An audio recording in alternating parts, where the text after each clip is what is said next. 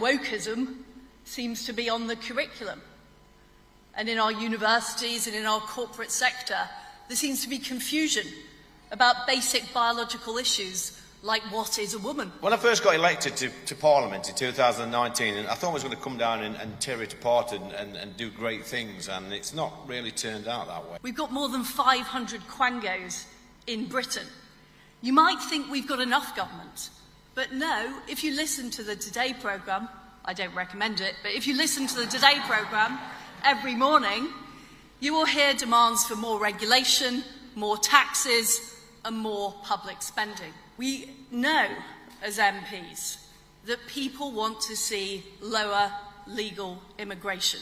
Electors across the world, not just in the United Kingdom, have realised that the age of Davos man is over, of international cabals and quangos. Conservatives have not taken on the left-wing extremists. They don't admit they're socialists or communists anymore. They say they're environmentalists. They say that they're in favour of helping people across all communities. They are in favour of supporting LGBT people or groups of ethnic minorities. It's a great thing to be a Knight of the Garter and to be a follower of St George. I mean, it is, of course, the society designed for the worship and admiration of St George, a wonderful part of our historic tradition, and delightful that Tony Blair should feel that he should admire St George so much. I had a happy childhood, and me and Jacob's got one thing in common here. We was both born on estates. He's a country estate.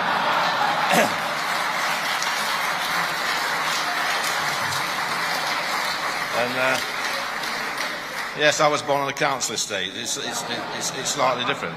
The one thing that we took for granted was that the air was always thick. It was thick with smog and smoke because every single house that we passed had a chimney, had a coal fire. Every man worked at the pit. Every single house in the village had a connection to the local coal mine. So you'd walk up and all the smoke would be puthering out and it'd be horrible, you'd be coughing. Then you'd walk past the public library, that'd have a coal heating system in. Then you'd walk past a GP surgery, again, coal. Then you'd get to school, and the first thing you noticed in the school playground was a big heap of coking coal under the headmaster's office, and that was our heating. And then the hospital, every single public building was run on coal. But now, I mean, I walked on the same street last week in Ashfield, the same route up to my school, and in January, the sky was blue. It was not a cloud in the sky, it was absolutely blue. And I'm thinking to myself, my goodness, that would not have happened in my village back in the 70s. No longer admit that they are collectivists, but that is what their ideology is about. It's all about taking power away from people and families and giving power to the state or unaccountable bodies. And the problem is that Conservatives have tried to appease these people. We've tried to triangulate.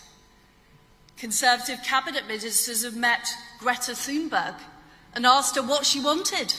Look at that dreadful Rwanda judgment. Why do I say it was dreadful? Well, a British court preferred evidence from the High Commissioner, UN High Commissioner for Refugees, than from His Majesty's government. The same High Commissioner for Refugees that sends people to Rwanda itself. And when you look at the judgment of the Supreme Court, it is full of references to a foreign organisation overriding His Majesty's government. I never get invited to any London dinner parties, so it's not an issue. It's not an issue for me. I feel some invitations coming on after that. None of us are saying, by the way, that MPs are brilliant or infallible.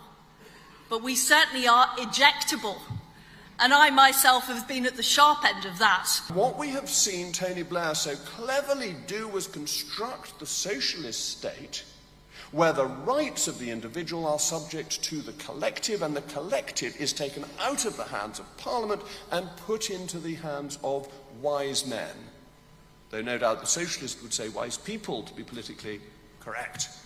But I'm going to stick to wise men, and I'm not going to tell you about the Anglo-Saxon origin of the word man. I'll do that on another occasion. Keir Starmer would enhance the power of these so-called independent bodies. He'd enhance the power of these quangos. He'd outsource more decision-making to his friends in Islington, which is where a lot of them live. We're chopping trees down, we're growing trees and chopping them down, shipping them halfway across the world to put into a power station that used to take coal from a coal mine 10 miles away. And they say these wood pellets are sustainable because they're trees.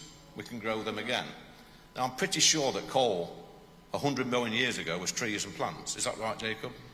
It was. So I would argue that that's sustainable. If you ask the under-30s what they think of democracy, there's not a very polite response.